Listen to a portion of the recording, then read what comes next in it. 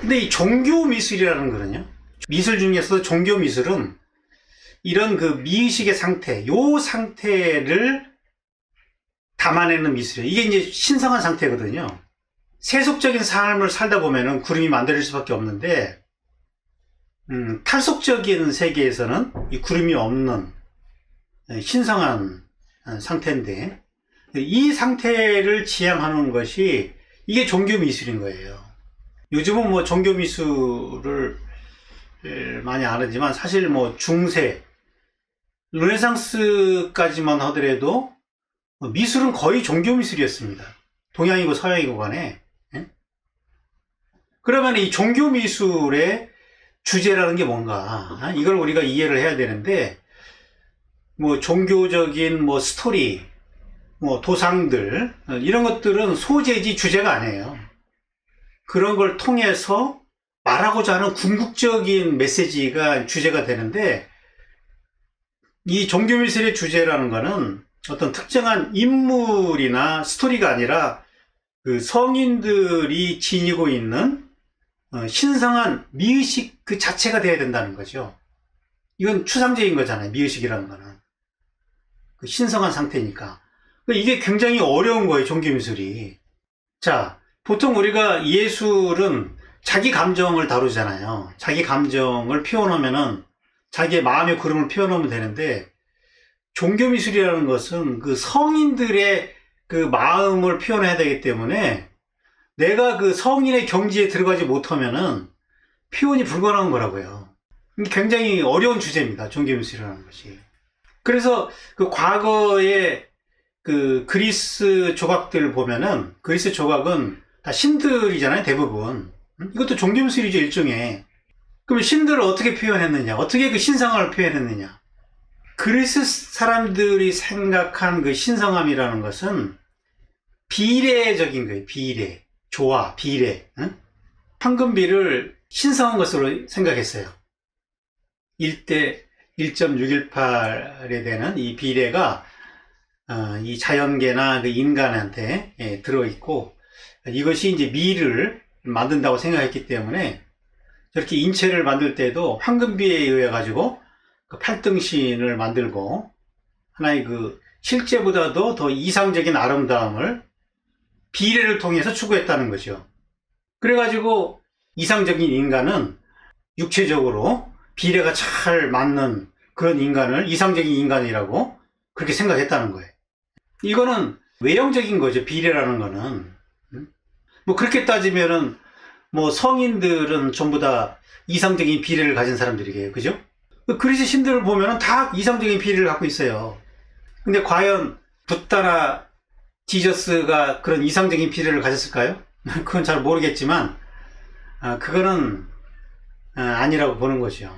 더 중요한 거는 마음이 중요한 거잖아요. 이 신성은 마음으로 발현되는 것이지, 외적인 시각적인 비례로 발현되는 거는 아닌 거 아니겠어요? 근데 그런 하나의 그 해석이죠, 해석. 신성함에 대한 해석이 비례라는 얘기, 황금비라는 얘기예요. 그래서 우리도 이제 그거를 미의 기준이라고 알아왔고, 그래서 우리도 이제 한동안 뭐 석고대생을 입시 시험에 보고 그랬던 거 아니겠어요? 그러다가 이게 이제 중세시대 때로 오면은요, 그 신성함을 표현하기 위해서 어떤 성서의 그 이야기 내용에 주목을 하고, 그 성인을 표현하는 어떤 방법을 만들어내는데, 중세 때는 비례가 아니에요. 중세 때 성인들을 표현하는 방법은 도상입니다. 도상. 아이콘. 이 도상이라는 것이 이제 후광 같은 거죠. 여기 보면은 이제 성모 마리아의 이제 후광이 이렇게 있잖아요. 예수도 이제 후광이 있고, 이 신성한 사람들은 전부 다 후광을 다 해놨고, 이건 눈에 보이지 않지만, 특히 그 예수의 후광은 십자가가 있어요. 십자가를 해놔가지고, 성인 중에서도 이제 으뜸이라는 것을 이제 표현하는 것이고. 그러니까, 그 신성한 그 마음의 상태를 표현하기 어렵기 때문에, 저렇게 도상을 통해서 표현했다는 거죠. 그러니까 도상이 하나의 그 종교적인 신성함을 표현하는 방법이 됐다는 거죠. 중세 때는. 근데 이제 르네상스에 오면은 이게 현세적으로 바뀌잖아요. 근데 후광 같은 거는 눈에 보이지 않는 거기 때문에 더 이상 그리기가 어려워지는 거라고요. 르네상스로 들어오면서 화가들이 갖고 있는 고민이라는 것은 그 성인의 그 신성함을 이제는 도상을 빼고, 르네상스는 시각적인 걸 표현하니까요. 이 도상을 그리면 반칙이거든요. 도상을 빼고 어떻게 신성함을 표현하느냐, 이것이 이제 과제가 되는 거라고.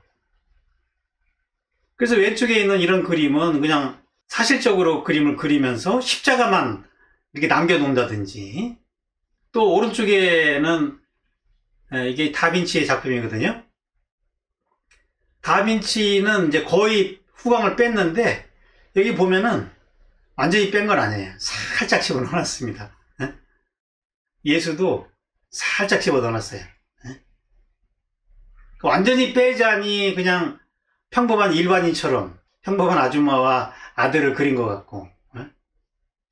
그래서 이제 이 예수의 얼굴을 표현하는데도 이게 참 고민이라고요. 그냥 이런 애기가 되면 안 되잖아요. 성인을 드러내야 되는데. 그래서 영민하고 조숙한 모습으로 표현하다 보니까 좀 애늙은이처럼 그렇게 그려지죠. 그러니까 이런 마음을 표현한다는 것이 참 어려운 거거든요.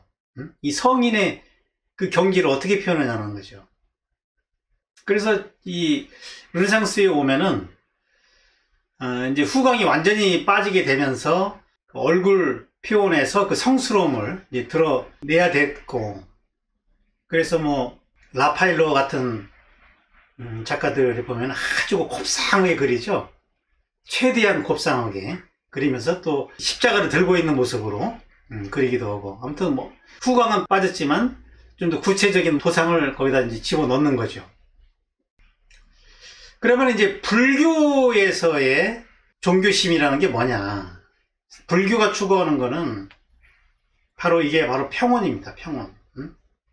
석가모니가 추구한 것이 인간의 어떤 고통에서부터 출발해 가지고 고통이 없는 상태를 추구했기 때문에 그게 이제 평온한 상태예요. 그리고 이 평온이라는 것이 인간의 그 불성을 찾을 때 이것이 가능하다고 보는 거거든요. 불성. 이 불교에서 이 불성이라는 것은 본성을 말하는 거예요. 본성. 본래 면목. 원래 이제 초기 불교에서는 이 불성이라는 개념이 그렇게 중요하지 않아요. 근데 이제 대승불교에 오면은 누구나 다 부처가 될 수 있다. 이 보살 사상이 나오면서 모든 중생들이 다 부처가 되는 그런 세계를 꿈꾸는 거거든요. 그러면서 이제 모든 사람들의 마음에 이 불성이 있다는 것을 얘기를 하게 되는 거죠. 그러니까 불성이라는 것이 깨달은 사람의 본성인데, 태어날 때부터 가지고 있는 하나의 그 본성의 내비게이션 같은 거예요. 내비게이션. 인간은 설명서가 없잖아요. 근데 이제 뭔가 안에 어떻게 살아야 되는가 하는 것을 내장시켜 놨기 때문에 자기의 그 본래 그 마음을 따라가다 보면은 길이 나온다는 거거든요. 그렇지 않고 어떤 설명서에 의존한다는 거죠. 어떤 경전이나 어떤 도덕에 의존하면은 이게 문제가 생겨요. 이 초기 불교에서는 이 경전을 굉장히 중요시했어요. 그 부처님이 하신 그 말씀을 중심으로 하는 그 경전을 중시했는데, 이 경전이라는 것이 문자로 되어 있기 때문에 이게 왜곡이 많이 일어나거든요. 문자라는 것은. 그리고 항상 적용하기 어려운 거죠. 경직된 언어로 되어 있기 때문에. 그때그때 그 때에 따라서 이게 바뀌어야 되는데 그런 융통성이 없는 거죠. 경전이라는 거는. 그래서 그 대승불교에 오면은 불림 문자, 모든 그 문자를 터부셔야 돼요. 그럼 문자 없이 우리가 어떻게 이상적인 길을 갈 수가 있느냐? 자기 안에 불성이 있다는 거죠. 내비게이션처럼 그 불성이 딱 장착되어 있어가지고 바로 그 불성을 만나면은 거기에서 모든 해탈이 이루어진다라고 그렇게 얘기를 하는 거예요.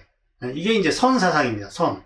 일체 중생이 그런 불성을 가지고 있는데 에고의 욕망에 가려가지고, 에고의 욕망이 구름을 만들어내거든요. 이 구름이 그런 불성이라는 그 햇빛을 가려가지고 그것이 안 드러나고 있는데, 그 구름을 이렇게 걷어내면은 불성이 드러난다는 거죠. 그걸 이제 성불이라고 해요. 성불. 불을 이룬다. 깨달음에 이른다는 거죠. 그럼 우리가 이제 어떻게 그 불성의 상태로 갈 수 있느냐. 구름을 걷어내면 되는 거잖아요. 그죠? 구름이 비가 내리면 되는 거예요. 그럼 다시 맑은 하늘이 되는 건데, 그 방법은 지금 여기 현재에 집중하는 거예요. 지금 이 순간의 상태. 그걸 현존이라고 얘기를 하는데, 현존의 상태. 지금 여기에 있는 그 상태. 그 과거가 아니라 지금 여기라는 거죠. 이게 이제 깨어있는 상태죠. 그 현존이라는 거는 내 몸의 이 진동의 상태를 그냥 느끼는 거예요. 모든 존재는 그 진동 중에 있잖아요. 이 구름이라는 것은 결국 진동수가 떨어져가지고 진동이 활발하게 작동이 안 되는 상태인데, 자기의 그 고유 진동수를 찾으면 맑아지거든요. 그냥 그 진동을 그냥 느끼는 거예요. 진동을. 응? 그냥 존재 그 자체에서.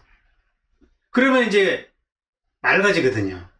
그래서 이제 불교에서는 이거를 이제 관한다 그래요. 관. 빛이 구름을 딱 쬐는 거죠. 그러면 이제 고기압이 형성돼 가지고 이제 구름이 없어지는 건데, 그런 어떤 진동 상태를 느끼고 있으면은 진동 상태에서는 너와 내가 없는 거예요. 그죠?